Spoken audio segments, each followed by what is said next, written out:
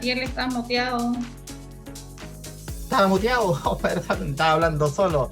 Así que repito nuevamente, muy buenas tardes a todos, a los que nos van a estar viendo a través de nuestra señal de Facebook Live.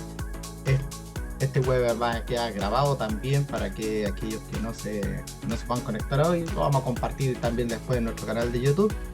Hoy en día estamos con dos grandes profesionales, abogados, expertos en temas inmobiliarios, en el cual vamos a preparar este taller que se llama Radiografía de un estudio de título, en el cual vamos a analizar las escrituras y para evitar los típicos reparos que nos llegan a veces por parte de los bancos o del abogado que está haciendo el estudio de título en una venta de contado. Así que le damos la bienvenida a Sol Ordaz, abogada, y don Fernando Ramírez. Hola Sol, ¿cómo estás?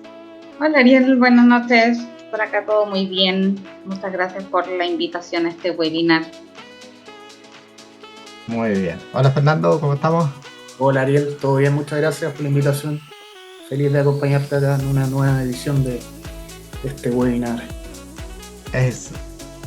Aquí vamos a hablar un poquito de este taller que vamos a preparar, que parte el día 4 de junio a las 19 horas en transmisión Zoom abierto a todo Chile para todos los corredores de propiedades que quieren perfeccionarse un poquito cada día más en lo que es el rubro del corretaje.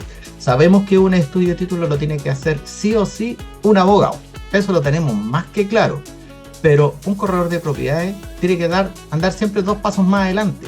Dos pasos más adelante que el abogado, dos pasos más adelante que el arquitecto tasador, dos pasos adelante siempre en cualquier operación de compra-venta para evitar los típicos reparos. ¿Qué entendemos por reparos solo, don Ignacio? Para que ahí, por lo menos para que ahí la gente ya empiece a saber qué significa un reparo. Mira, básicamente un reparo es cuando el banco, la institución financiera que está otorgando el crédito o el abogado que está haciendo el título, en definitiva no considera que los títulos se encuentran ajustados a derecho y que se requiere mayor documentación para verificar que en definitiva los títulos claro, los títulos del inmueble se encuentran sin vicios y la compraventa que se pretende realizar no va a ser sujeto de una nulidad del contrato. En definitiva, asegurar a quien compra o al banco que está prestando dinero y garantizando la propiedad, que no tenga problemas a futuro con eventuales terceros que tengan derecho sobre el inmueble o en definitiva que haya alguna incoherencia en los títulos.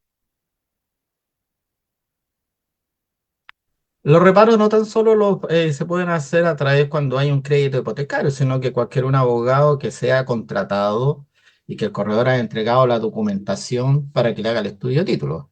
Fernando, en este caso, cuando son las compras de contado, ¿basta que el abogado tenga solamente el GP y la inscripción de dominio o también tiene que revisar toda la documentación tal como si fuera para un crédito hipotecario? Sí, Ariel, mira, lo que acá se aconseja y se recomienda es poner en la misma exhaustividad en la revisión de los documentos, tal como si fuese operar ante un banco o ante una institución financiera. Es decir, ir más allá de la inscripción, ¿cierto? Y el GP, sino que pedir el set completo y en base a esa revisión, ¿cierto? Que a la solicitud inicial y a esta revisión preliminar, ¿cierto? Poder hacer como decía, solo un correcto revisión de los títulos exhaustivo y por eso cuando estamos en clase, ¿cierto? O la sugerencia es que se aplique la misma rigurosidad que al realizar una operación hipotecaria que efectivamente, ¿cierto? Se está resguardando por el lado del banco el interés del cliente y del banco. Acá en operaciones entre clientes particulares se está resguardando el interés de ambas partes, comprador y vendedor, al realizar un correcto informe o estudio de título. En este caso, cuando un abogado hace un estudio de título, sea para un banco o una compra particular, es el abogado el que se hace responsable de este estudio de título en el caso de que no se pueda inscribir la propiedad en el conservador de bienes raíces, por eso se le está pagando, y él es el que tiene que subsanar los títulos como para poder hacer una buena inscripción. ¿Sol? Exactamente. Uno cuando estudia los títulos tiene que dar una conclusión y señalar efectivamente, mira, ¿sabes qué? se ajustan los títulos a derecho, por lo tanto se puede realizar la compraventa o del análisis de todos los documentos uno tiene que señalar, mira, no se ajustan los títulos a derecho y hay que realizar los siguientes, o sea, subsanar los siguientes errores para continuar con la transferencia del dominio. Hay miles de problemas que se pueden suscitar en los títulos. Puede haber una incoherencia en el registro, o sea, en los registros conservatorios, por ejemplo, en la historia del inmueble hay vacíos, hay incoherencias, pasa mucho el tema de las herencias, que falta una posesión efectiva, puede haber errores en por ejemplo, cambió la dirección de la propiedad, eso también hay que rectificarlo, y un sinnúmero de situaciones que se pueden suscitar. Y eso es lo que se prevé y eso es lo que se pretende corregir con el estudio de título. En este caso, Fernando, ¿cómo un corredor de propiedades, aunque sea novato o lleve muchos años en el corretaje, cómo un buen corredor de propiedades puede evitar los reparos? ¿Cómo evita los reparos? Porque a nosotros nos entregan un checklist, nada más. El abogado, generalmente los bancos, entregan un checklist y te dicen, generalmente son 6 o 7 documentos, pero en la práctica después aparecen más documentos que los que habían solicitado en el famoso checklist. Entonces, un corredor, ¿cómo puede prevenir para evitar estos reparos? Sabiendo que nosotros no podemos hacer estudio de título, pero podemos hacer algo como para poder adelantar nuestra jugada y cosa que cuando el abogado recibe diga, esta carpeta está completa. No tengo nada Claro, que pedirle a este corredor. ¿Qué es lo que tendría exact, que hacer ahí? exactamente, Ariel. Más allá de hacer, como dijiste tú al comienzo, es un levantamiento inicial o una simple, mera recopilación de antecedentes, es darse el tiempo y poder revisarlos, revisar la documentación, revisar las copias de inscripción, ver al margen de las inscripciones de dominio si hay algún antecedente, algún tema que cause ruido, que provoque inconsistencia, ver la dirección de la propiedad, ver el rol de avalúo, si es que se asocia a la dirección, ver si está algo básico correctamente puesto el nombre, el root de la persona que va a ser el vendedor, ¿cierto? Quien figura en la inscripción de dominio. Entonces, la sugerencia, la recomendación es ir un poquito más allá que ser un mero, ¿cierto?, recopilador o reunir la información, sino que darse el tiempo de entenderla, de qué consiste, quiénes son las partes involucradas en la operación, ¿cierto? Vendedores, si son varios, quiénes son, si están en las inscripciones, si es una inscripción especial de herencia, ver que estén efectivamente los vendedores y darse el tiempo de revisar y un poco analizar la inscripción y entender la operación, entender el mono ante qué situación estamos y frente a eso ya poder transmitir la información ya a las partes y poder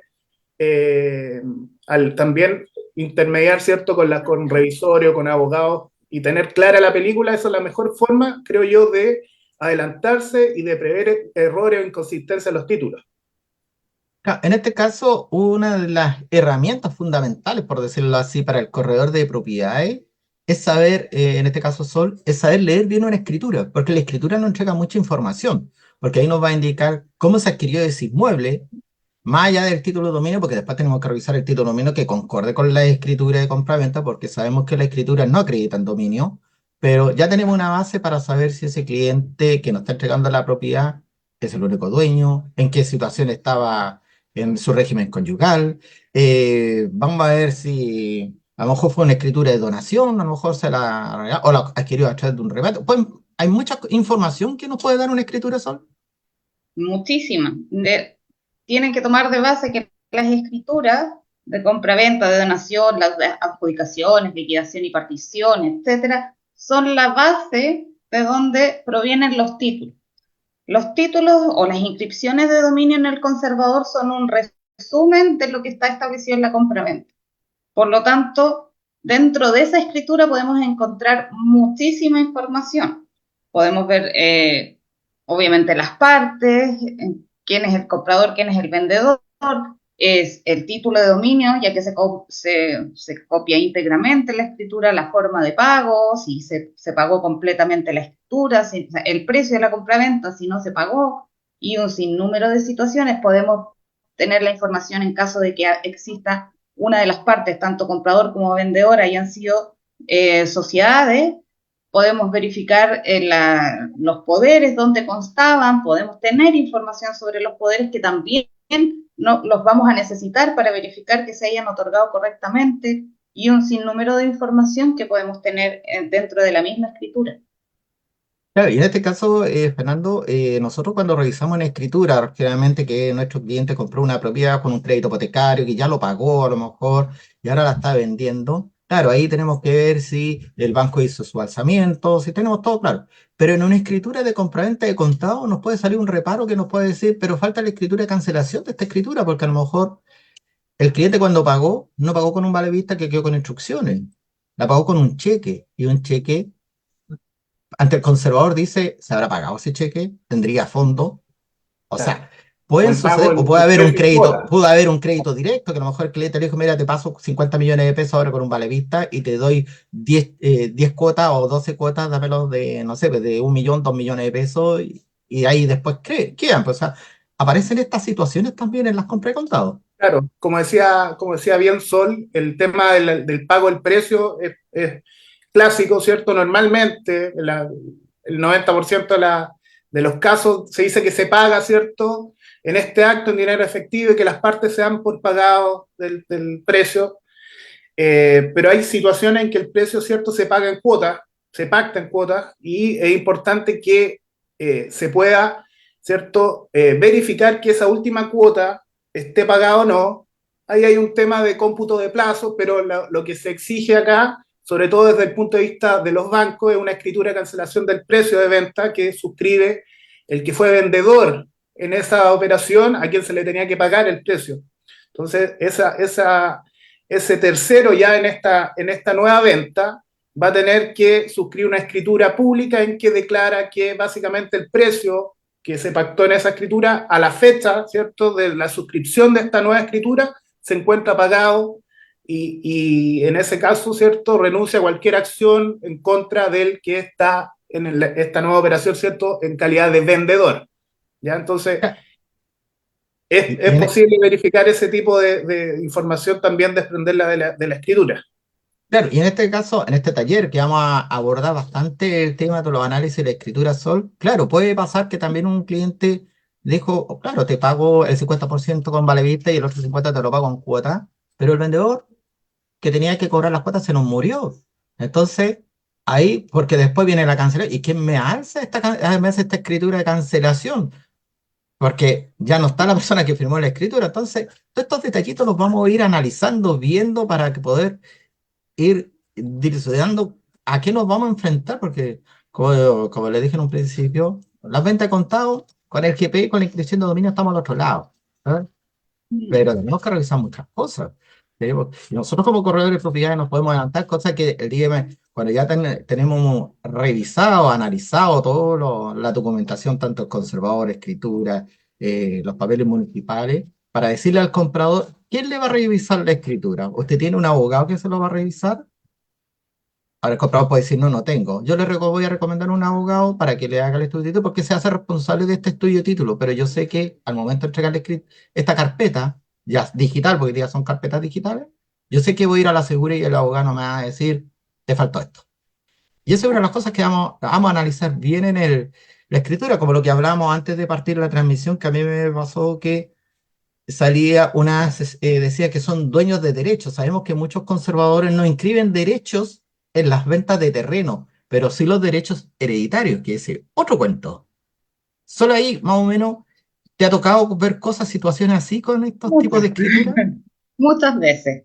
De hecho, me tocó o sea, me encargaron hacer un estudio de título hace poco, donde las partes, la persona que me contrató juraba, pero así de guata, que ellos tenían el 100% de los derechos, era una sucesión, que su hermano tenía el 100% de los derechos sobre un inmueble, y resultó que empezamos a revisar los títulos hasta el año, si mal no recuerdo, el año 65 por ahí, y nos dimos cuenta que la mamá de ellos, antes de cederle esta parte a cada uno de los hijos, porque cada uno de los hijos los dejó con un bien, a uno de ellos lo perjudicó y solamente le cedió el 50% porque había cedido el 50% a otra persona.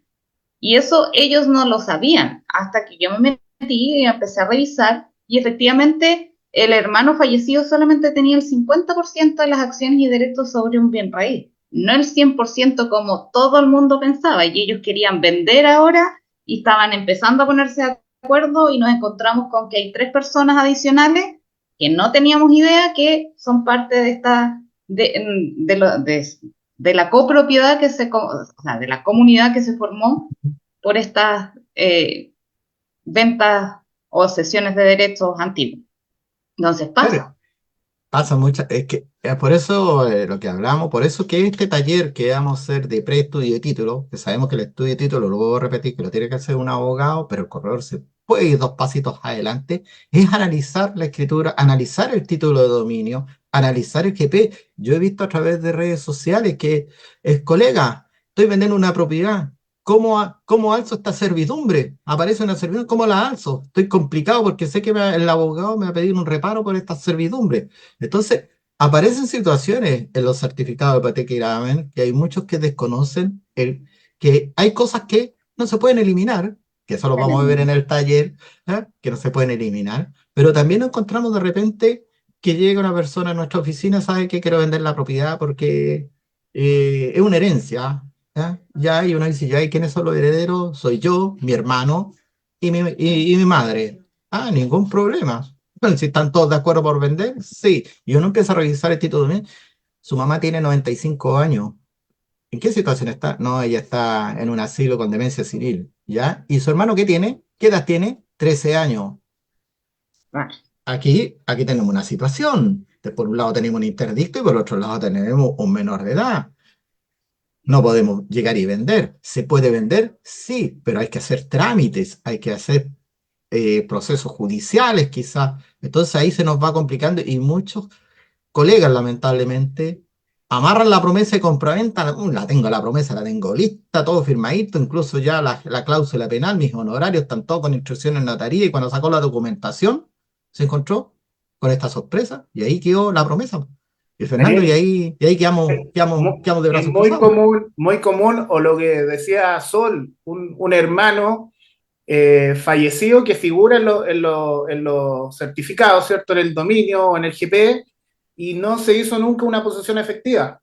Entonces, ahí hay que ver si hay testamento o no, y hay que hacerla a través del tribunal, que puede tardar más, ¿cierto? O si es que una sucesión intestada, y en ese caso se hace ante el registro civil, pero saltan ahí en el minuto en que gente da por esto, ¿cierto? Como dice Sol de Guata, juran que son dueños de la propiedad, pero al revisar la documentación van saliendo estas cositas que es importante revisar, como decía, y siempre trabajar con vigencia de al menos 60 días, no más allá, porque en el intertanto entre que se revisa y se pide los documentos, pueden también ahí pasar cosas y cambiar los títulos o haber alguna situación ahí que revisar. Exacto. Antes de seguir, voy a aprovechar de saludar a los que nos están viendo: Esteban Gardela, Carol García, Marcia Núñez, Luis Alberto, Sandra Maribel, Carla Vanessa, Paola Melo, Francisca Díaz, ahí que nos están viendo, y otras personas más que no alcanzo a leer acá en este minuto, que nos están viendo a través de nuestra plataforma de Facebook Live. Y justamente nosotros estamos preparando este taller justamente para los corredores de propiedades, porque a veces dicen, yo no tengo, para eso tengo mi abogado. Sí, está bien. Todos tenemos nuestro abogado. Yo trabajo yo muchas veces le he pedido ayuda a Sol, que de repente cosas, a Fernando también le he preguntado. Trabajo con un abogado de una notaría, de repente cansado, pero no voy a esperar a entregar toda la documentación para que el abogado me empiece a decir, ya, pero te falta este documento, te falta este documento, ahora te falta este documento, y eso significa que ya la operación, ya no le dije al cliente, mire, una compra de contado, en 30 días, en un par de días tenemos todo listo, porque empezamos a recopilar documentos que no pensábamos sacar y se nos empieza a extender el plazo y las partes se empiezan a poner nerviosas, tanto que el que compra y que viene y lo dice, pero pues si usted nos dijo que en 2 días firmamos escritura y ahora me dice que tenemos que esperar este documento, hay que sacar a lo mejor un documento en el archivo judicial, hay que sacar un poder, hay que sacar una escritura anterior, hay que a lo mejor hay un juicio, hay que sacar a lo mejor un interdicto de por medio, hay que sacar un menor de edad de por medio. hay una pensión alimenticia por ahí, porque hoy en día se están pidiendo las pensiones alimenticias y los notarios no están firmando si hay deudas de pensiones alimenticias en las compras de contado. En las con crédito hipotecario hay algunas excepciones que el banco te dice declaración jurada y con el crédito yo pago esa deuda y después le doy el vuelto. ¿Ya? Pero en las compras de contado los notarios son cerrados. ¿Hay pensión? No hay pensión. Y esto nos va a pasar a nosotros muchas veces que vamos a tener estas dificultades para poder llegar y vender una propiedad, porque también no tan solo la parte legal, la parte legal puede estar impecable, pero nos olvidamos sacar ciertos certificados que son municipales. Y ahí, Fernando, ¿qué nos podemos encontrar con los certificados municipales que el abogado puede decir, estamos mal aquí? Sí. Sí, un poco lo que dices tú, Ariel, sirve al corredor no solamente un tema de apoyarse, ¿cierto?, con algún abogado, un área legal, también es importante, y siempre recalco eso, los tiempos de una operación, ¿ya? ¿Cierto? Demorarse por un certificado o por una copia o algo en que se pudo prever, se pudo adelantar y acotar sustancialmente los tiempos de la operación, que es lo importante para efectos de todos sabemos, ¿cierto?, las inscripciones y liberar los pagos los honorarios correspondientes a la comisión del corretaje.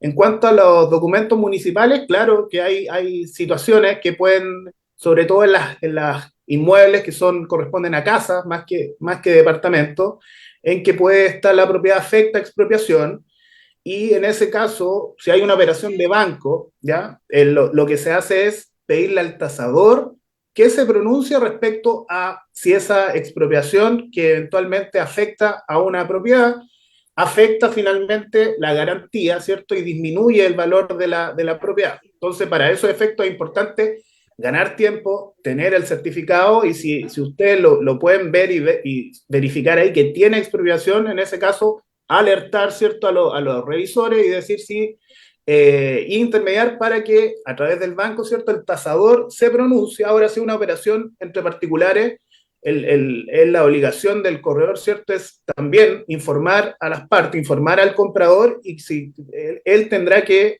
asesorarse y revisar ese tema porque es más técnico que legal, y ver si finalmente decide avanzar con la compra o no, y en qué circunstancias eso le afecta a esta propiedad que quiere adquirir. Pero es importante que el corredor, ¿cierto?, pueda ver tener a la vista el certificado y poder, como siempre digo, intermediar, impulsar el proceso, y en ese caso, ¿cierto?, poder cumplir y dar cuenta a sus clientes, a las partes o al banco, al ejecutivo del banco, de esta situación que puede afectar a la propiedad. No es motivo para rechazarlo, por ningún motivo, ¿cierto? No es motivo de rechazo, es simplemente de análisis y de un pronunciamiento, ya sea del banco o del comprador, respecto a la propiedad que está afecta a esta expropiación eventual.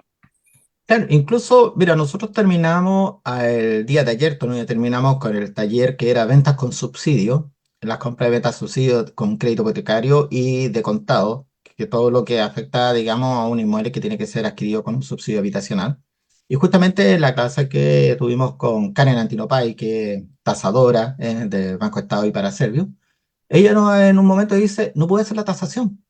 No puede ser la tasación porque la propiedad, una casa del año 60, una villa prácticamente, que es del sector de Belloto Sur, que es primer sector, segundo sector, tercer sector, acá de Belloto Sur, de Trosco Viejo, había un sector que tenía una recepción parcial, no definitiva. O sea, había una recepción definitiva por decir, en el primer sector, pero el segundo sector estaba con una parcial y el municipio no tenía la recepción municipal de las propiedades. Y por lo tanto ella decía, no puedo avanzar con la tasación porque me falta. Al final, claro, ella después nos habla que tuvo que ir a la dirección de obra y ver, qué sé yo, y sí, había un documento que le dieron, pero nos podemos encontrar de repente con propiedades, que me pasó también en Forestal Alto, en Viña del Mar, que también habiendo una casa ahí pavimentado, y no contaba con el certificado de urbanización. Ante el municipio, la calle seguía siendo de tierra, no había luz, no había agua, no había alumbrado postes, nada, había nada. Y se tuvo que recopilar toda la información para que el municipio nos diera el certificado en el cual sí estaba urbanizado. Pero ante el municipio estaba ahí. Claro, y uno cuando ve una casa dice, ah, bueno, tiene el alcantarillado, tiene la luz, el agua, tiene todo, está la calle pavimentada, pasa la micro por aquí por fuera, no tengo problema. pero cuando recopilamos documentos, ahí nos damos cuenta. Una de las cosas también son que a ti te pasó que viviendo en Temuco, que tú nos has contado, que hay muchos comunas que se crean nuevas y las propiedades tienen que ser trasladadas al nuevo conservador. Y ahí, donde dice, necesitamos el título de dominio, y uno va a ese conservador y dice, "No, es que no tengo nada, claro, porque la propiedad se inscribió en otro conservador matriz antes de estar esta. También va a ver un poquito cómo subsanar esta situación en este taller. Sí, obvio. Mira, lo que pasa mucho con los conservadores nuevos o no tan nuevos, que por ejemplo te piden un certificado de hipotecas y gravámenes de los últimos 30 años y resulta que el conservador tiene 15 años, recién creado. Y tú te encuentras con el tema que vas al otro conservador y ellos te dicen que no puedes emitir un certificado de hipoteca, no pueden emitir un certificado de hipotecas y gravámenes porque ellos ya no llevan esa titularidad del dominio de esa propiedad, ya no tienen jurisdicción y el banco te lo exige. ¿Y cómo lo haces ahí? Todas esas cosas se van a dilucidar en ese taller. ¿Cuál es el secreto para sacar estos documentos? Porque uno se entrampa de repente en esas cosas. Otra, o sea, y otra de las cosas que lo vamos a ver es el tema de los estudios de título de terrenos agrícolas, de las parcelas de agrado, que varían un poquitito. Hay ciertos documentos adicionales que se tienen que pedir para armar este estudio de título, que a veces los corredores lo tratan igual que un bien raíz urbano, pero en las subdivisiones prediales, todas las que es parcela de agrado, son una serie de requisitos adicionales y documentos que se tienen que tener a la vista y deben cumplir con ciertos requisitos. Entonces, también vamos a ahondar en eso, que es algo que por lo menos se ve harto. Hay hoy día cada día más proyectos inmobiliarios en parcela. Yo en la zona donde vivo lo veo harto, por eso también hago el hincapié. Y es importante que los corredores tengan dentro de su conocimiento cómo actuar frente a cada uno de los tipos de inmuebles que están vendiendo, ya sea departamentos, casas, terrenos rurales, terrenos urbanos, etcétera. Claro, y hay situaciones también que, Fernando, que nos pasa a nosotros los corredores cuando llega un cliente a nuestra oficina, una mujer, y dice, quiero vender mi departamento. Ni un problema. Lo vamos a ver, nos gustó el departamento, vemos que el precio está ok, y le pedimos que tenga a la mano por lo menos la copia de la escritura para poder darle una leída antes de empezar a recopilar documentación. Y lo primero que vemos es que doña Juanita Pérez, casada, cédula de identidad, bla, bla, bla, etcétera, etcétera, ya casada. Automáticamente digo, casada en sociedad conyugal. Así que yo le digo yo, pero ella dice, pero yo compré con el artículo 150. Oh, ok, ningún problema. Puede vender usted sola mientras usted esté casada, puede vender con el artículo 7 sin la autorización del marido. Es que me divorcié, ¿ya? ¿Y la liquidación de la sociedad conyugal? ¿Qué es eso? Es que no ha hecho nada. Es que usted, al divorciarse, perdió la calidad del artículo 750 y pasa a ser comunero con el cónyuge. Es que no lo he visto hace como 10 años que no veo a este cabro. Y ahí quedamos. Quedamos entrampados en una situación de que pensando que muchas personas se divorcian y se les olvida hacer este famoso documento que es la liquidación sociedad conyugal. Fernando, ¿te ha tocado situaciones parecidas? Sí, sí, por supuesto. Sí. Ahí la opción, Ariel, es que renuncie a los gananciales o efectivamente tenga que comparecer, ¿cierto?, el cónyuge y firme en calidad de comuneros de este bien que adquirieron, ¿cierto?, vigente la sociedad conyugal y que no repartieron en el fondo. Claro, muy común, o otro ejemplo similar, cuando una mujer adquiere, ¿cierto?, por herencia, por ejemplo, a título gratuito, y necesariamente en ese caso debe comparecer el marido, cuando es casado en sociedad conyugal, ¿cierto?, en su calidad de administrador de los bienes propios de la mujer, de sus bienes propios. Y puede suscitarse ahí el problema o el inconveniente que no tenga relación con su cónyuge o estén separados de hecho, como se dice. Entonces, eso es importante con tiempo, ¿cierto? Poder revisar, como dices tú, al menos la escritura y poder esos puntos importantes que al momento de la firma van a ser claves y es importante que se conversen, se tenga claridad para efectos de no atrasar, ¿cierto?, el curso de la operación.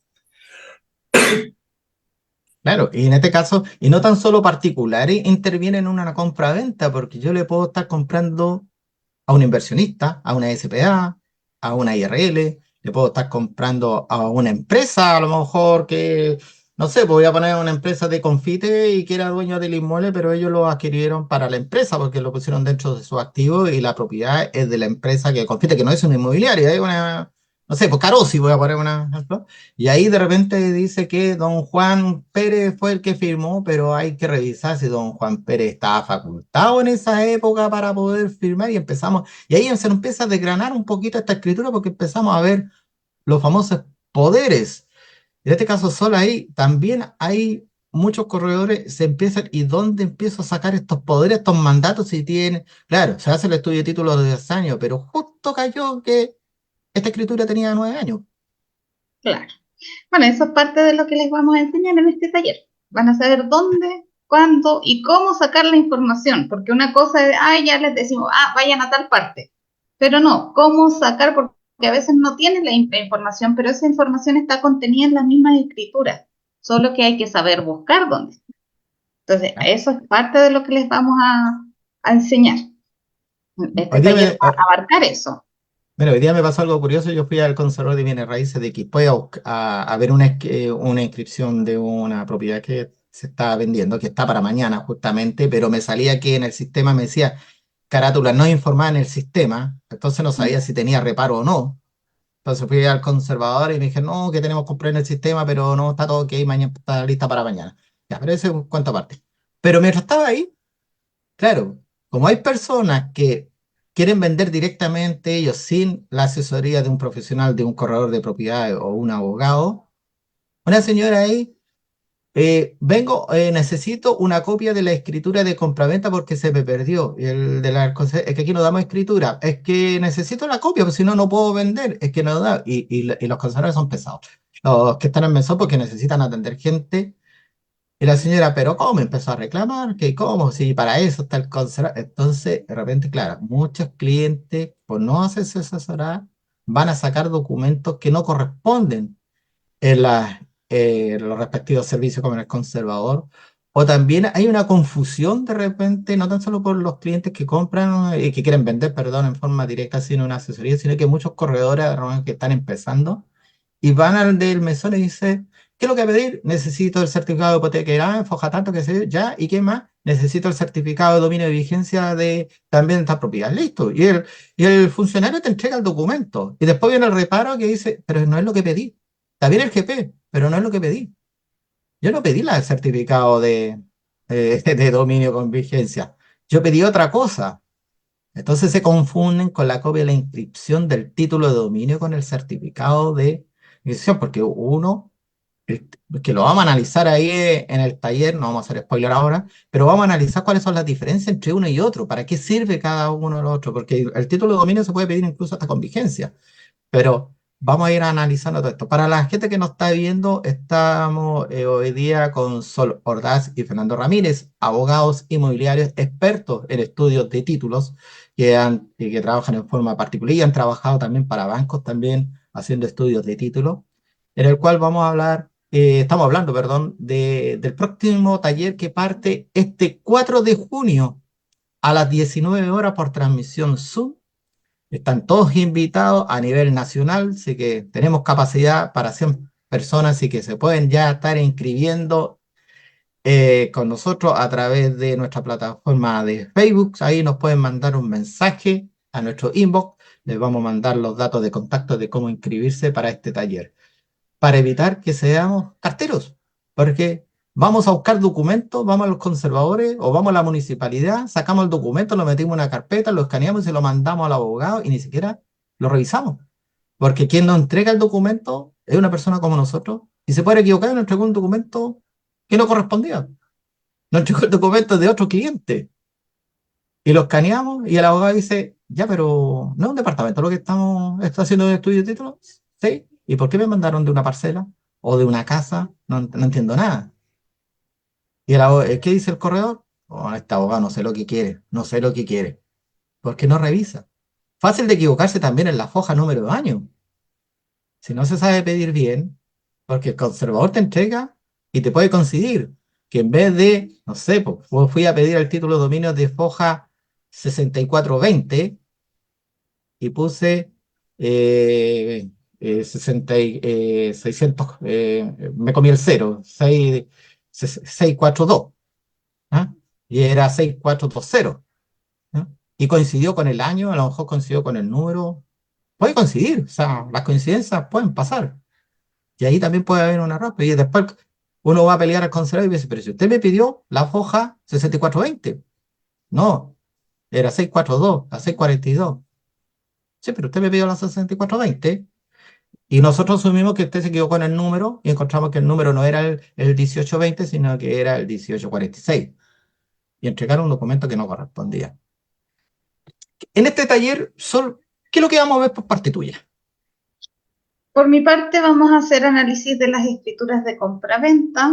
Vamos a ver cómo poder sacar la mayor información de cada una de las escrituras de compra-venta, de todos los tipos: compraventas al contado, compraventas con crédito hipotecario, compraventas con alzamiento. Vamos a hacer análisis de las escrituras para, en definitiva, entender qué es lo que está, cuál es el proceso culmine después del estudio de título, y además tener el conocimiento específico de toda la información que podemos obtener a través de una escritura pública.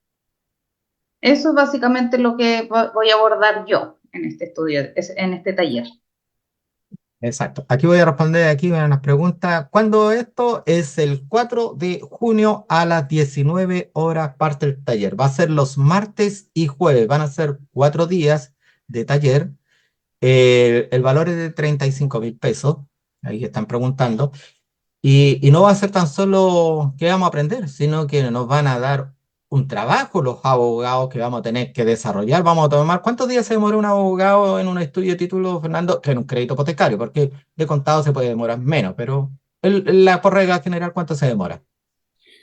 Por regla general, mira, Ariela, yo te voy a ser sincero, hay estándares de cumplimiento que son más o menos 48 horas para pronunciarse respecto a los documentos que te hacen llegar, ¿ya? Ujú. Pero al reunir toda esa información, normalmente puede tardar un estudio de título entre 10 y 15 días hábiles, 2 semanitas. Lo normal que demora un estudio de título entre que se repara un par de cosas y se acompaña la documentación. Es decir, que una vez que nosotros terminemos el taller y le entreguemos todos los antecedentes para que hagan un preestudio de título, porque el estudio de título lo hace un abogado, y para que una vez que le entreguemos esta carpeta a Fernando y a Sol, ellos no nos hagan ningún reparo. Entonces, con 10 días estamos de más para que nos entreguen este trabajo con nota. Este trabajo es con nota, y el que tenga buena nota va a tener un certificado por parte de CEPEVAL que ha cumplido con las exigencias académicas. Mira, hay una pregunta, Fernando, de ahí te voy a preguntar cuál es la... O sea, lo voy a preguntar a los dos, ¿ah? En el fondo.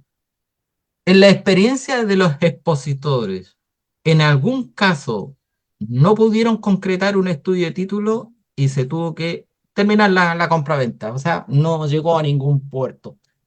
¿Puede suceder eso? Sí, sí, a mí me ha pasado, sí se puede. O sea, por ejemplo, en un caso o sea, siempre hay solución, pero a veces las partes no, en definitiva no, es imposible encontrar a la persona, no quieren hacer las autorizaciones que corresponden, y claro, en esos casos sí me ha tocado que la venta se cae. Pero en general siempre hay errores subsanables. Y si hay un error que no se puede subsanar, yo en general, por ejemplo, dejo sujetas las promesas de compraventa, que si hay errores en los títulos que son insubsanables, la compraventa no se lleva a efecto, obviamente, por reparo en los títulos. Y en definitiva, las partes no son responsables, porque eso ya va más allá de su responsabilidad. Pero a mí me ha tocado, más que porque no se puedan subsanar los títulos, pasa por un tema de voluntad de las partes, porque no quieren iniciar los trámites, porque no quieren pagar los trámites que hay que realizar, porque son muy engorrosos. porque el comprador al final dice, mira, sabes que yo no estoy dispuesta a esperar a tantos meses o un año. Básicamente se han caído por eso las operaciones, pero no porque sean 100% insubsanables los vicios. Hay una de las cosas que siempre en las escrituras, sobre todo en los bancos, y los clientes quedan ahí medio colgados y se les pregunta al corredor de propiedades y el corredor de propiedades, mm, si no fumaba, le gusta fumar en ese minuto porque se queda ahí congelado. Las partes renuncian a las resoluciones, ¿cuánto es? Resolutorias. Acciones resolutorias. Claro, ¿qué es eso? Cuando le pregunta el comprador, el vendedor, ¿qué es eso? Explíquemelo, pero en chileno. No me lo explique, claro, porque a uno se le pregunta a un abogado, el abogado me lo va a explicar técnicamente. Técnicamente. Pero ahí lo vamos a ver en el taller para saber cuál es la respuesta correcta que nosotros tenemos que darle a nuestros clientes Ahí, Ariel, te en buen adelanto chileno. que los contratos con banco, como bien dices tú, además de un contrato de compra-venta entre el comprador y el vendedor, hay un contrato de mutuo, ¿cierto? Claro, Entre el comprador y el banco. Entonces, esa cláusula y la renuncia a las acciones resolutorias la incluyen normalmente las escrituras de banco porque va asociado al crédito de la mano del mutuo que celebra el comprador con el vendedor, con el banco. El comprador con quien se financia, ¿cierto? Parte de la compra. Pero lo vamos a dejar ahí para que claro. en el Ahí curso se lo va a podamos preguntar. ver en detalle. Claro, justamente en el taller de ventas con subsidio, que yo hablé prácticamente de la escritura, pero ya a nivel de corredor, no como abogado, de la experiencia que uno tiene. Claro, y ahí decía, pero es que a mí me tocó una escritura, me decía que la que se ganó el subsidio fue ella, pero la casa se la hicieron a nombre de él, o sea, la escritura se la hicieron a nombre de él, sí, debería haber sido a nombre de ella. Y le dije, ojo, a ver, pero revisó la escritura. ¿Era una compra de contado con crédito hipotecario? Crédito hipotecario. ¿Y quién tomó el crédito hipotecario? ¿Ella o él? Él. Obviamente, pues si están casados en sociedad conyugal, el subsidio le sirve para los dos. Ella pone el subsidio y él pone el crédito hipotecario y el banco escritura al que le presta el dinero, no al que se ganó el subsidio habitacional. Entonces, eso también lo vimos nosotros, analizamos un poquito esa escritura de que por qué pasaba esto. Y por otro lado, cuando la mujer sí tiene los recursos para comprar, sea con crédito hipotecario o de contado con un subsidio, sabemos que ante pues, la ley la coloca como parcialmente separada de bienes por adquirir el bien con subsidio habitacional. Que eso también lo vimos. Sí, que ahí después le podemos dar una vuelta también, igual para que, aunque yo lo hablé del tema prácticamente como corredor de propiedades cuando nos enfrentamos con eso, ahí podemos ver también un poquito también de la compraventa. Y una de las cosas que yo le Compra explicaba ya a directa al servicio. Exacto. claro, claro, y una de las cosas que yo le decía a los alumnos en el taller de subsidio, sobre todo en la promesa de compraventa, cuando hay subsidio de por medio o cuando es un crédito hipotecario solamente directamente, no es una venta de contado, que las promesas, los valores que los coloquen todo en UF. Porque el banco cuando escritura en UF. ¿Ya? Paga, está dando, le presta 2.000, 3.000 unidades de fomento, no habla de 30, 40, 50, 60 millones, habla todo en UF y que el pie también va en UF. ¿Para qué son? Porque después viene ese problema que el comprador dice, oiga, pero la propiedad yo la compré en 80 y a usted le pagaron 80 millones 600 mil pesos, así que esos 600 son míos. Entonces, para evitar eso, las promesas yo le decía a los alumnos, háganlas en UF. No así las compre contado, porque el compre contado, si es 40 millones de pesos, el cliente va a tomar el valevista por los 40 millones de pesos. Y listo, y ahí se cerró. ¿Eh? Pero si hay un subsidio de por medio, una compra contado, también, porque el ahorro viene en UF, el subsidio viene en UF, entonces la cuadratura de nuestra promesa tiene que ser igual a la cuadratura después de la escritura de compra, porque en la escritura nos van a colocar el precio de venta es de 1.200 unidades de fomento, equivalente en moneda nacional al día de hoy, y nada más, que eso es lo que ponen los bancos. Los bancos no ponen valores porque no quieren amarrarse con un valor específico, es decir, 60 millones de pesos, porque si la UF baja o la UF sube, eh, Y Ariel, lo espérame que pasa es que un después, segundo. cuando se liquida, ¿cierto?, el crédito y se le paga al vendedor, ahí se calcula la UEFA al día del pago, cuando se liberan los fondos del valevista que va a estar en sucursal, ¿cierto?, para retiro del vendedor, el que corresponde al mutuo. Entonces, es un poco la lógica de fijar los precios en UEFA. Claro. Y vamos a mover mucho en este taller. Fernando, ¿qué vamos a ver en la parte tuya? Ariel, por mi lado, vamos a ver todo lo que antecede a Sol, es decir, la revisión de todos los documentos que van a ser, ¿cierto?, parte del estudio de título y que van a decantar finalmente en un buen borrador, en una buena escritura. Documentos del conservador, documentos municipales, vamos a hacer guiño a lo que es la tasación, los documentos que emite tesorería, avalúo fiscal, etcétera, etcétera, todo lo que conforma un set, ¿cierto?, de antecedentes para un correcto estudio de título y como les digo, que va a ser el antecedente un buen borrador, que siempre eso le hago hincapié que si hay un buen estudio de título, un buen preestudio de título, va a haber un buen borrador y la operación va a pasar como avión, tanto en notaría en su cierre como en el conservador. Exactamente. Aquí me pregunta, ¿cómo se llama el taller? Radiografía de un estudio de título. Vamos a tomar la escritura, las vamos a revisar, las vamos a desmenuzar, vamos a ver esa, la vamos a estrujar. Porque hay escrituras simples que son de 4 hojitas, pero realmente nos encontramos con escrituras que son como con 10 hojas. ¿Y qué es lo que hace generalmente cuando uno va a firmar la escritura de compraventa a la notaría y el corredor acompaña tanto al que compra como al que vende? Y me ha tocado verlo ahí. eh, Mire, fíjese bien que su nombre, su ruta de bien y el precio. Y nada más. Los demás no se preocupe porque lo demás es todo parte del banco. O no se preocupe por esto otro. Entonces los clientes, claro, mi nombre está bien, mi ruta está bien, 60 millones, voy a poner un ejemplo, 60 millones, ok, estoy listo. Pero no leen la escritura o el corredor no, o no la lee previamente porque le puede tocar un cliente que le puede decir, ¿sabe qué? La voy a leer entera. ¿Ah? Claro, hay partes que uno le dice a la parte vendedora, mire, esta parte le compete al comprador porque es del crédito hipotecario. ¿Ah? Una vez un cliente vendedor me dijo, oiga, pero ¿por qué le dan 240 cuotas? ¿Pero cuál es su problema? Le dije, ese es el problema del que está comprando. Sí, pero le pusieron una tasa del 4,2 y yo sé que la tasa está del 3, tanto, pero ese no es su problema, le decía.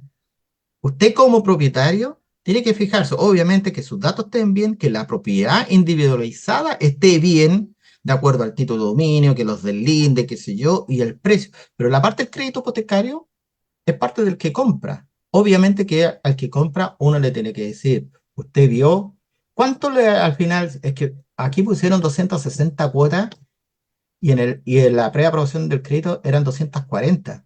O sea, no me cuadra con esto. Véalo con el ejecutivo. A mí me habían dicho que iba a pagar 4 UF mensuales y ahora me sale que son 6,5 UF mensuales. O sea, tiene que fijarse que realmente lo que le ofreció el banco, en este caso en la compraventa, sea de acuerdo a la información que está firmando, porque una vez que firma, el banco le va a tirar las 6 UF mensuales y después no hay, después, pero si es lo que acordamos. Entonces, analizar, revisar, por eso es que el Normalmente ahí, correo. Ariel, se suman lo que son seguros, ¿cierto? Y ahí es la cuota, ¿cierto? Es la que se ve incrementada por la suma de los seguros. Eso Exacto. normalmente se produce al cierre de condiciones, ¿cierto? Que no, que hay, si bien hay un desglose, no se considera en este valor final que finalmente da en la escritura. Claro. Muchas veces los bancos generalmente por obligación, no soy hoy en día, yo trabajé en la banca muchos años, ya hace casi 30 años atrás, quien se entregaba, ¿cómo es que era? Bueno, la tabla de desarrollo del crédito hipotecario, donde salía la primera cuota y la última cuota que tenía que pagar. Hoy en día se la entregan, pero creo que hay que pedirla, no la entregan directamente, pero por lo menos ahí el cliente comprador, nuestro cliente comprador, cuadra con lo que realmente le dijeron al momento de que firmó el set del crédito hipotecario y firmó toda la documentación para que fuera a firmar, porque si no, no hay concordancia con lo que le dijeron, a uno como corredor y asesor de las partes, decirle, ¿sabe qué? Mejor no lo firmemos ahora y vamos al banco porque aquí hay algo que no nos cuadra, ¿no? Porque las cuotas están mal puestas, o por último, para que el ejecutivo le diga sí, que lo que pasa es que cuando a usted le calculamos el dividendo, no están, justamente lo que decía al final, no estaban los seguros, y estos seguros le suma 0,5 UF más, una cosa así. Entonces le tiene que quedar claro y no llegar y firmar como muchas veces corredores dicen, nombre, RUT, precio. Fíjense en eso, estamos al otro lado y firmen. Y después vemos, pues si conservar si hay reparo, no se preocupe porque el banco soluciona los reparos. Entonces no debería haber reparos. Porque si se supone que entregamos una buena documentación, puede haber un reparo, a lo mejor sí, pero el conservador, porque el que tipió mal, pues ¿sabes? Se equivocó en un deslinde. que se equivocó en 60,03 al norte, y no era 60,03, era 60,3, y le pusieron un cero anterior, que por detalles que se pueden solucionar. Hay una cosa que también vamos a ver nosotros es cuando, sobre todo en las compras de contado, porque en las compras de contado es donde se pueden producir los mayores errores, que hay mucha responsabilidad que puede tener el corredor de propiedades por no haber recopilado toda la información, ¿ah? Más allá que después el abogado se la revise, es, ¿cómo se llama? Es analizar bien toda la documentación que nosotros vamos a recopilar para que, como decía Fernando, la operación salga limpia y no estén después diciendo, pucha, este abogado llega como el tercer reparo y eso que es amigo mío, po, lo contraté yo mismo. ¿Y por qué me está pidiendo tanto reparo? Hay muchos colegas que he visto en redes sociales que le dicen, no, pero eso yo no me preocupo, yo recupero, para eso está el abogado, para eso se le paga. Sí, pues, pero es que, obviamente, pero no, el abogado no es para que esté buscando reparos, es para que pueda hacer el análisis del estudio de título y poder escriturar lo más pronto posible. Así que hay muchos temas que vamos a estar tocando eh, en este taller que van a ser por lo menos unos 4 o 5 días para ir analizando. A ver qué es lo que por ahí, Paz Jiménez, que nos está viendo, Hilda, me pasó al comprar mi departamento, me devolvieron 600.000 pesos. Bueno, ahí aquí ¿te acuerdas las partes? Y el vendedor dice, no, yo lo vendí en 80 y me dieron 600.000 más, se los devuelvo. Pero al final no es que le hayan dado dinero además, sino que el crédito se fijó en las UF, la UF subió, se demoró el estudio de título, la UF empezó a subir y ahí cambió la figura, pues. Sí, también, Ariel, hay gastos operacionales que a veces se calculan, ¿cierto? Y como se dice, qué ha pasado y eso también se devuelve y se abona nuevamente al cliente. Espérenme un segundito.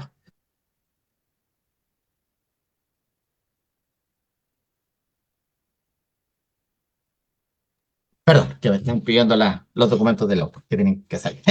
Así que, ya. Bueno, para los que nos están viendo, este taller que se va a llamar Radiografía de un estudio de título, para nosotros como corredores de propiedades, ir siempre 2 pasos adelante, cosa de no tener problema al momento de entregar la documentación, entregar toda la documentación en la carpetita, porque a nosotros realmente los bancos o un abogado que haya contratado al comprador nos manda un checklist, los típicos documentos que dice el conservador, el GP, el título de dominio, ¿eh?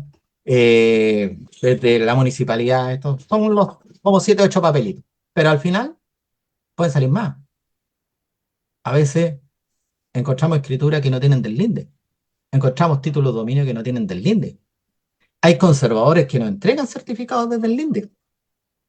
Hay conservadores que no, nosotros no lo emitimos. ¿Dónde tenemos que ir a sacar este certificado? Porque el abogado no está pidiendo el del linde porque tiene que colocar los del linde en el nuevo título del programa. Escrituras que eran por Serviu, me acuerdo del año 90, 92, colocaban ahí que por la ley no sé cuánto, que se yo, no, se ponen los del linde de la propiedad, bla, bla, bla. Colocaban ahí. Colocaban un artículo y ya está ahí nomás, listo. Se evitan de colocar los del linde porque, claro, eran las del linde como 6 hojas desde el linde a veces. Y se ¿Ah? escrituran un montón de operaciones, se supone. Claro, claro.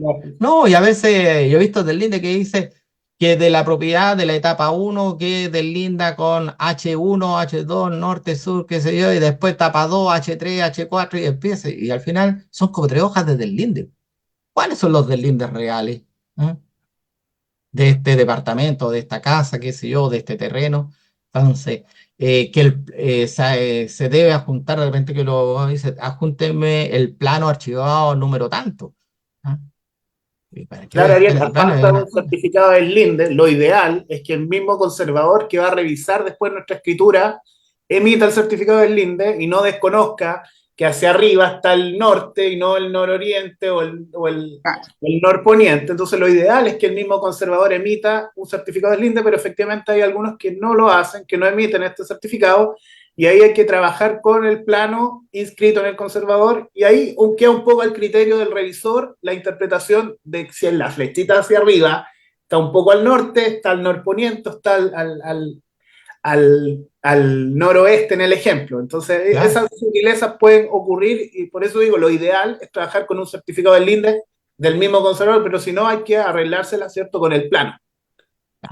Y muchas veces asociamos, Sol, que los del INE son norte, sur, este y este, y no, y está el norponiente, suroreste, surponiente, porque la casa está justo mirando y no tiene solamente los 4 puntos cardinales, tiene como 5 o 6 puntos cardinales, Exacto. porque da justo para Exacto, el son ochavo, da polígonos. para otro lado.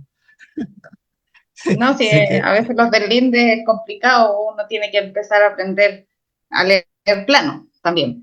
claro, pero acá, Andrea Arias, los certificados de número cuando cambian los nombres de las calles, porque los alcaldes son re buenazos para cambiarle los nombres de Sí, las calles, po, ¿ah?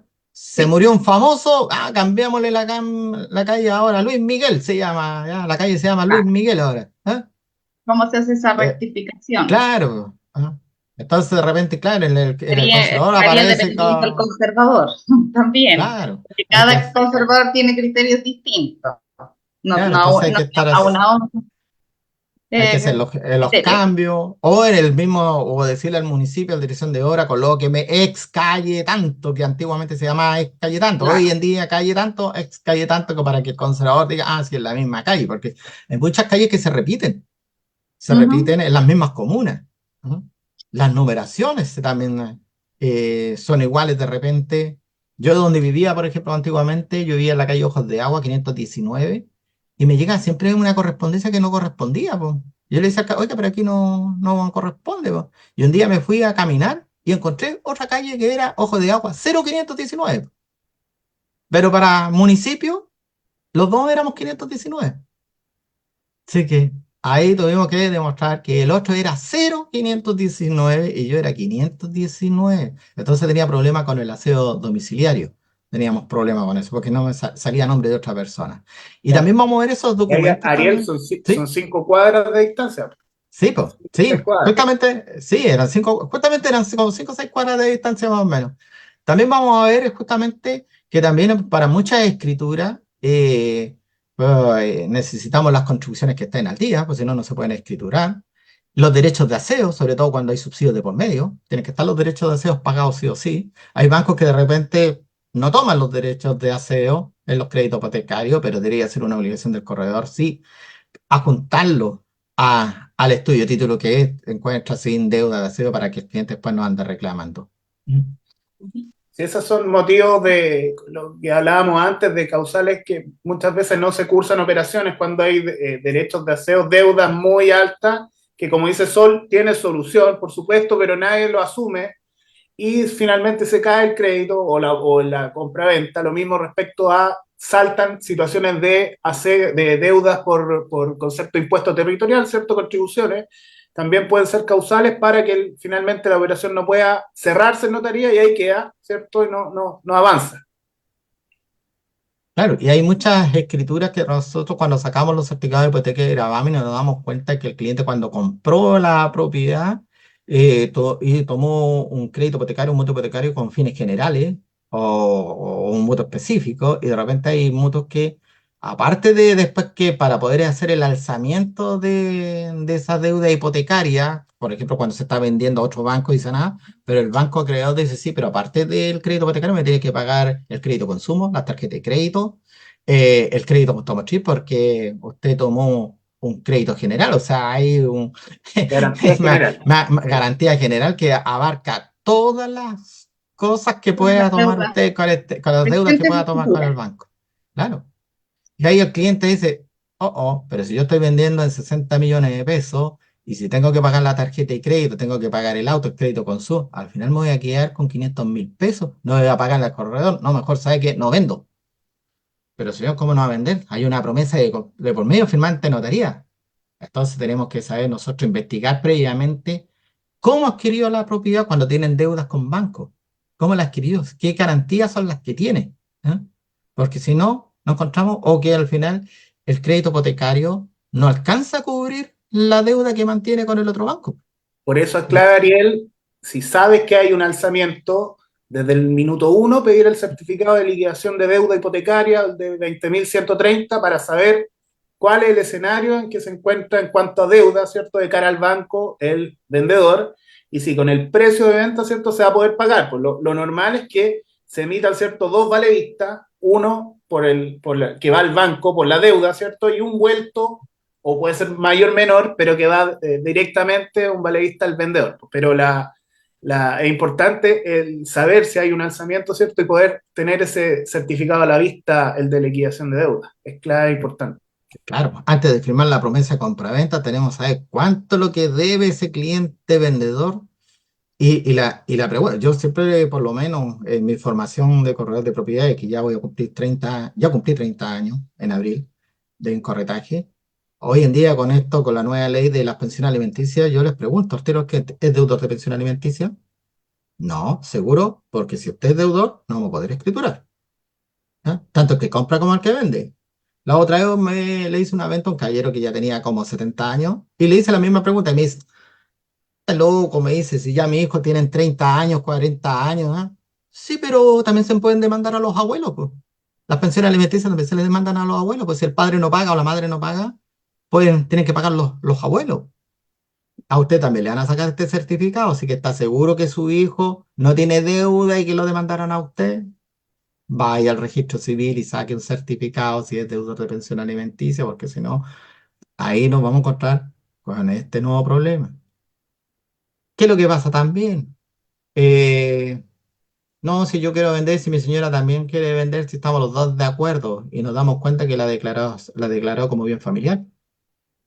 O hay un usufructo de por medio. También hay que ver qué tipo de usufructos hay, si son vitalicios o por un plazo determinado, porque uno puede dar un usufructo por un año, por 10 años, y o vitalicio, por lo que quiera.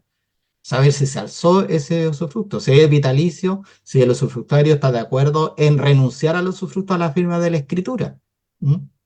Entonces, todas esas cositas a nosotros nos lo vamos viendo tanto en la escritura como en el título de dominio, como es, ay, Fernando, los vamos a estrujar, los vamos a sacarle todos los habidos por haber, cosas de que cuando nosotros le entreguemos una carpeta digital, no son pocos los bancos que reciben hoy día carpetas físicas, pero la mayoría digital, cuando nosotros se la mandemos al banco y el banco se la mande al departamento jurídico y la tome el abogado dice, estamos listos con el estudio de título. Se nota que este corredor estudió en CEPEVAL. Esa es la No, idea.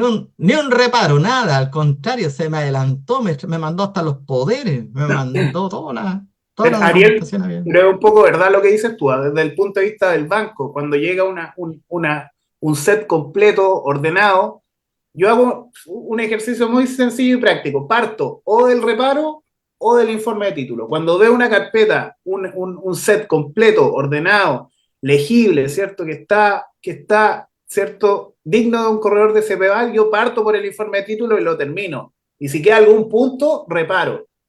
Y al revés, cuando es un despelote, ¿cierto? Un desorden, que no se entiende, viene todo incompleto, sin vigencia, parto al revés, parto del reparo y después completo el informe porque sé que no, me va a salir más largo, ¿cierto? El reparo que el informe. Entonces, efectivamente uno percibe eso, se da cuenta cuando alguien entiende la materia, conoce, ¿cierto? El proceso y los documentos que conforman el informe de título. Eso está. Acá, bueno, ¿cuándo parte el taller? El 4 de junio a las 19 horas hasta las 21 horas. Va a ser los martes y jueves, transmisión Zoom. Se pueden inscribir desde Arica a Punta Arena, corredores de propiedades, porque aquí no le vamos a enseñar aquí como que están recién empezando, porque se supone que cada uno de ustedes, de los que se inscriban, son corredores de propiedades con experiencia, que llevan años en ejercicio. Sé que aquí los abogados, tanto Sol como Fernando, los van a estrujar, y pobre que él, cuando le preguntemos qué es lo que es un GP y no sepan responder, ahí vamos a ver si realmente es un corredor de propiedades o no sé qué. ¿Cuántas clases van a hacer?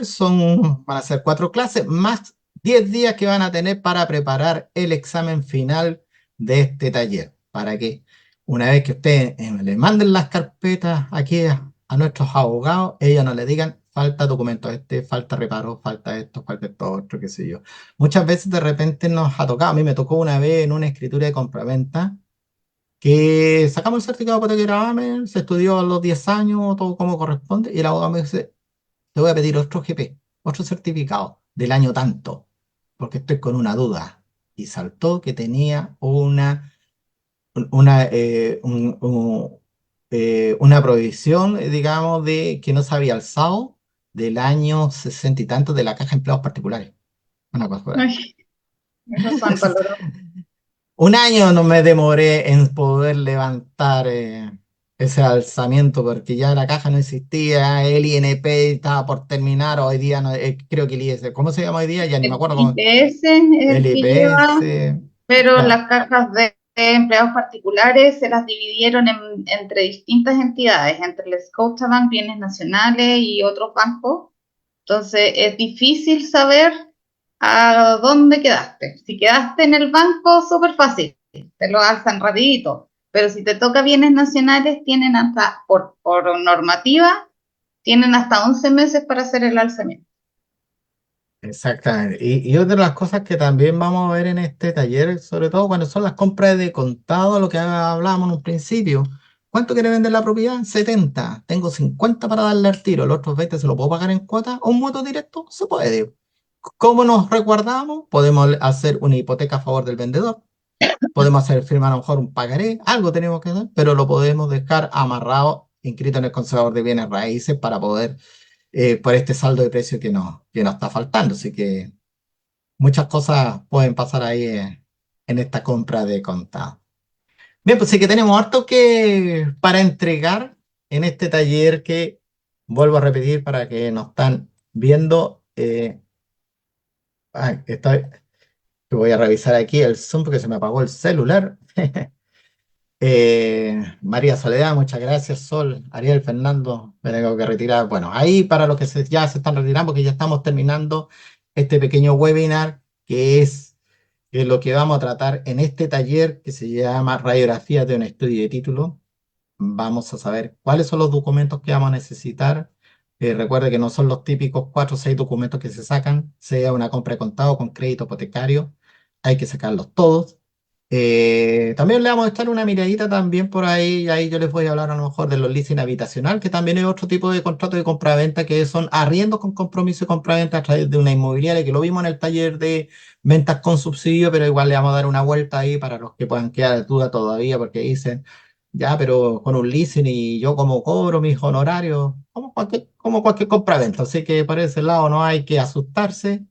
Sé que hay muchas formas de comprar una propiedad, de contado, con crédito hipotecario, crédito directo entre comprador y vendedor, con subsidio habitacional, con un leasing.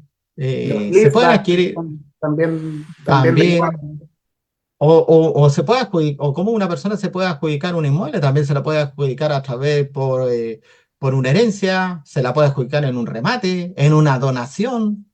Tenemos que ver si en la donación se pagaron los impuestos, si fue una herencia, si están pagados los impuestos de herencia, si estaban exentos o no. ¿Qué pasa cuando no aparece por ningún lado? ¿Dónde tenemos que sacar ese documento? En el servicio de puesto interno, que para poder insertarlo en la nueva escritura que se tuvo a la mano el certificado que estaba exento de impuesto a la herencia. Así que, Es como las hartas cositas. contribuciones, Ariel, si no, no se cierra en notaría.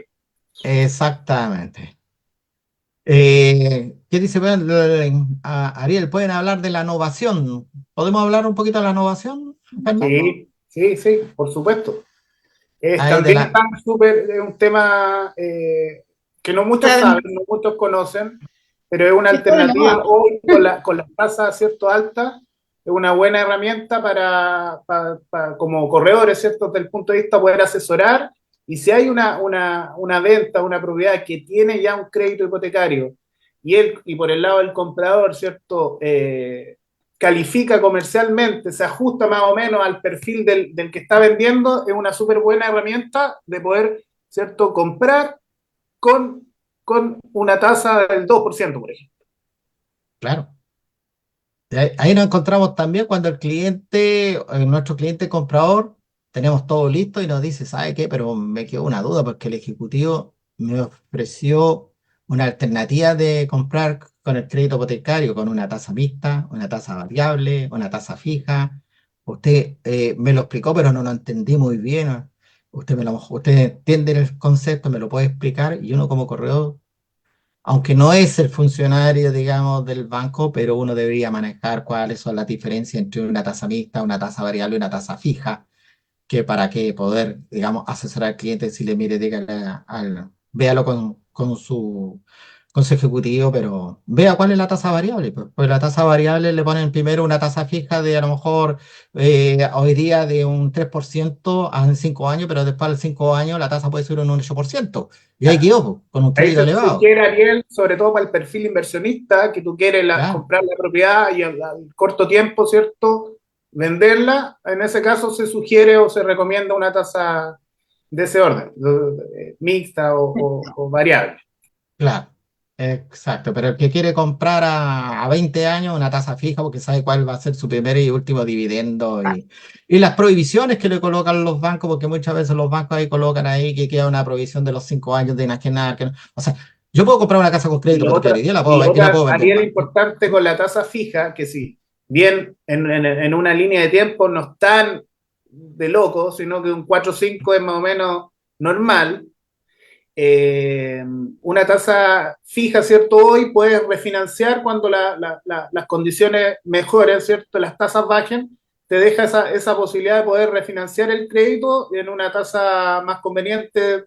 Se sugiere ahí menos un punto por lo menos para que salga conveniente en cuanto a gasto operacional y todo lo que involucra, pero por lo menos se puede refinanciar o renegociar. Lo que pasó en Exactamente, 2019. claro. Exactamente. Claro, y muchos clientes que dicen, mire, yo compré una casa con crédito hipotecario el mes pasado, no la puedo vender. Sí, la puedes vender porque el banco no te puede obligar a mantener en los años, la puedes vender. Cuando hay subsidios, prohibiciones del servicio, ahí se te complica un poco. Pero yo puedo comprar con crédito hipotecario y venderla mañana y listo. Mientras el banco le pague la deuda completa, no hay ningún problema. Así que, bueno, todo esto vamos a partir el día 4 y vamos a partir ¿con quién partimos? Con el Conmigo, 4. Ariel. Con Conmigo. Fernando Ramírez partimos el día 4. Ahí, Andrea, yo tengo un caso ahora mismo, por eso necesito los detalles, sí, pero todo esto lo vamos a ver el día 4, la innovación con las compraventas, todo lo que ustedes están pidiendo, lo vamos a ver el día 4 de junio a las 19 horas. Vamos a partir con este taller, secretaria@cepeval.cl, donde ya se pueden inscribir, valor 35.000 pesos, es un valor que está asequible, no es un valor tan caro para la experiencia y para lo que van a aprender, porque cuando ustedes manejen bien los conceptos de cómo poder hacer una buena carpeta, ya en una compraventa, ya con lo que van a cobrar su 2% o lo que estén en este momento, ya tienen más que pagado. Invertir en capacitación es la mejor herramienta que ustedes pueden tener. Y no estar preguntando a través de las redes sociales, colegas, tengo este problema. Yo si fuera cliente, comprador o vendedor, yo diría, ¿a quién contraté? Está preguntando por las redes sociales, ¿cómo saco esto? Y Para eso Ariel, es nosotros, un tema súper importante, de repente cuestionan los honorarios del corredor. Yo ahí soy crítico en ese sentido e impulso a los alumnos a que sean proactivos en el proceso, ¿cierto? Y que los honorarios efectivamente los valen, se justifican en la medida que también den impulso al proceso y de cara al cliente también manejen información, sepan asesorar y prestar una asesoría un poquito más allá de esta tarea de, ¿cierto? De cartero y de recopilar antecedentes, sino que efectivamente dar impulso al proceso, ir un poquito más allá y revisar de qué se trata y entender la operación, porque cada una es especial, es particular, y ese cliente feliz, satisfecho, los va a referir, los va a felicitar, ¿cierto? Van a volver con ustedes y es un círculo virtuoso, ¿cierto? Que parte con una buena asesoría y mostrando habilidades y competencias en la materia. claro, yo por eso siempre les digo, tanto a los alumnos de los cursos de corretaje que damos en CBVAR y en los talleres, porque estamos enfocados en muchos talleres para corredores de propiedad, por eso que nosotros decimos, formamos nuevos corredores y fortalecemos a quienes ya ejercen a través de todos estos talleres, que el corredor de propiedades, como se dice vulgarmente, no puede bajarse los pantalones con su honorario. Tiene que hacerse valer, no decir yo cobro menos, yo no cobro, porque hay una inversión de por medio. ¿M? Si yo cuando voy a comprar un retail a comprarme, no sé, por un par de pantalones, en el retail me decís los pantalones valen 30.000 pesos y no me van a hacer ningún descuento, no sé que estén en una oferta nomás. ¿Eh? Pero me van a cobrar lo que. Entonces, nuestros clientes, cuando nosotros defendemos nuestros honorarios, es porque les vamos a entregar un servicio de calidad, un buen servicio.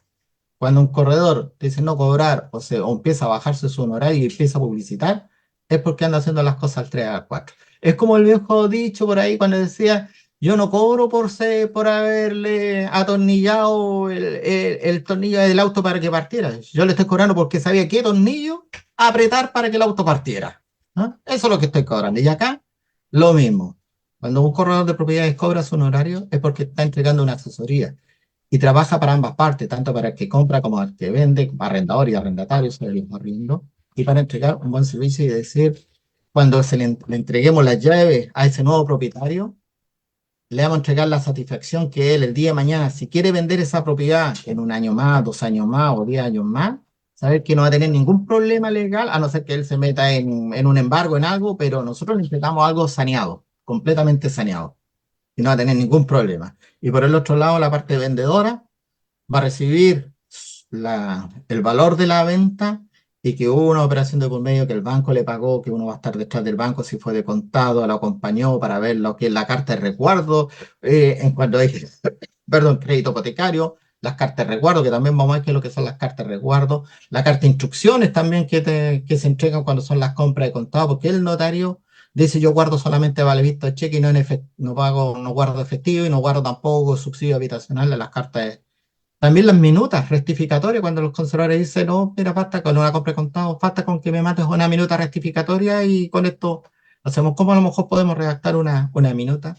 En la escritura, cuando se dice, se da mandato, se autoriza al portador de copia autorizada para que haga las inscripciones, generalmente ahí cuando son compra de contado, con la persona que a mí me ha ayudado a hacer la escritura, me coloca a mí, faculto a Ariel Arancilla para hacer tal cosa, que me la haga después el abogado, me hace la minuta, pero yo soy la cara visible ante el conservador. O en este caso, si hay un abogado de por medio cuando es un crédito hipotecario, es el abogado el que hace las rectificaciones, se faculta a él para hacerlo.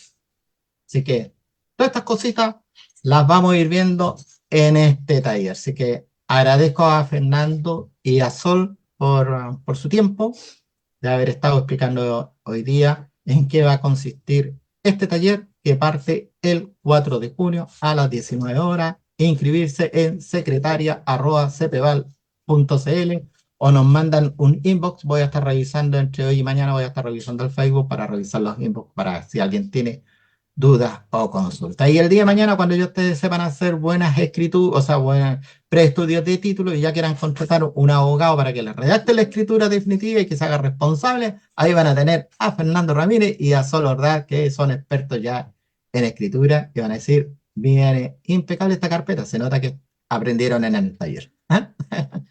Así que, palabras para el cierre, Sol. Bueno, los invito a todos a inscribirse en el taller. Como dijo Fernando, como dijo Ariel, vamos a estrujar Se quedó. toda la materia para que tengan los conocimientos necesarios para evitar reparos y para poder agilizar sus operaciones y Me que quedé los pegado yo. feliciten. No sé si fui Sí, yo, hasta acá. pero Y eso, que se inscriban lo antes posible. Ojalá lleguemos a los 100, a las 100 personas. ya, pero estoy escuchando. Ahí por Facebook estoy escuchando. Sí, yo también me Ah, sumo a las ok. palabras de Sol. Eh, Feliz de poder Sí, participar, mientras más se ¿cierto? capacite, es mucho. Eh, Mientras mejor se capacite. Y don Fernando, Sí, me sumo a las palabras de Sol. Feliz de poder participar de, de estos nuevos cursos, ¿cierto? Invitar a los alumnos, por ahí vi René, Andrea, Jocelyn, que se inscriban, motivarlos para que los corredores, ¿cierto?, también lo hagan. Ojalá superemos los 100 inscritos y sea un éxito. La idea es, como un poco decía Ariel, conversar los temas. Sé que van a ser muchos corredores de propiedades los que van a estar inscritos, entonces también no hay problema en revisar operaciones particulares porque de esa conversación, de esa retroalimentación también van surgiendo y se van solventando dudas de todo. Así que feliz, lo insto a participar, a seguir capacitándose y nos vemos el martes en la primera clase.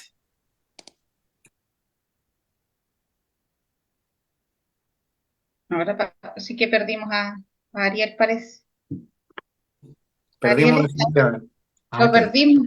Ya pues, así que Ahí muchas está. gracias. Yo quedé pegado en el Zoom porque ahí estoy viendo el feo que quedé pegado, así que me voy a escuchar. Sí. ¿Ah? Sí, sí, Ariel. Se quedó pegado. No, Pero estoy con desfase. esto no va a Sí. pasar en el curso, así que No. no se preocupen. Ya. Sí, Gracias a todos. estoy con desfase, así que, pero Gracias. sí, no, sí estoy con desfase. Nos vemos. Que estén muy bien. Nos vemos. Ok, ya pues chicos, muchas gracias y nos vemos el martes 4, 19 horas. Ya, chao. Chao. Chao, chao.